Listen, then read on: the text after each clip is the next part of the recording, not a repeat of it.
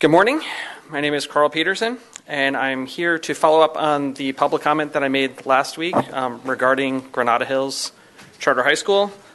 Specifically, I'd like to respond to Mr. Cole Gutierrez's statement that the Charter Schools Division is proactive and responsive in their oversight. He stated that it was the first he had heard of the charges that I was bringing. But in the packet that I'm providing to you, you'll see a stack of emails that I've sent to the Charter School Division, to and from the Charter School Division, and his name is copied on all of them. So if he was unaware, it's because he's not paying attention.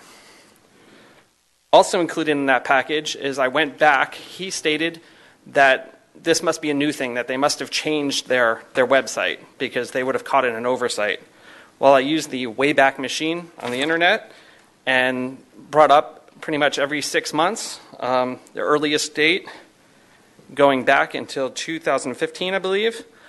Going back to March of 2015. There's different formats for their enrollment form, but each one of those forms contains the offending language, asking for the IEP. Dr. McKenna asked during his questioning last week about other schools and why was the Charter School Division looking at other schools. So I've also included a copy in there of El Camino, also has that language on their enrollment forms online. Also, the Alliance Collins Family College Ready High School, I've included a copy there. They also have that language on their enrollment forms. That's not the enrollment form, but their information form. And while I was looking that up, I found something else that was interesting on there. They were trying to shame parents into doing volunteer hours. So they they post how much volunteering the parents have done, and they list that on the website by student. So they're providing student information on the website, which violates their privacy. I'd also like to state that it's not enough just to remove this language at that point. As I've said, it's gone on for years, and we need to figure out a way to make up for the harm that's already been done. The data that I presented last week shows the significant difference between the special education population in Granada and Northridge Academy, and we need to fix that. I also like to remind the board that each of the charters and the charter law allows the district to put a representative on each of the governing boards. This is very important in the case of Granada Hills Charter High School because they do not have an elective parent representative. They simply appoint the representative.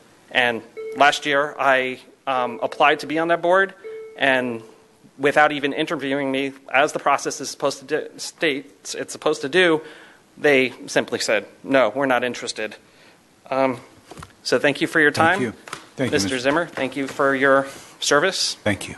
Appreciate you. Mr. President, I have an observation. From what Mr. Peterson said, I take him at his word. Can we have staff look at to see when he says it's on the website that the name of the student and the hours that it's right in front of me here. Yes. I hadn't gotten this yet. Okay. It's the full name of the student, not just like McKenna or George M. Okay. All right, I answered my question. Okay, thank you. I hadn't seen this yet. We will ask the Charter Division, who's not present right now, to give us a response to this. This is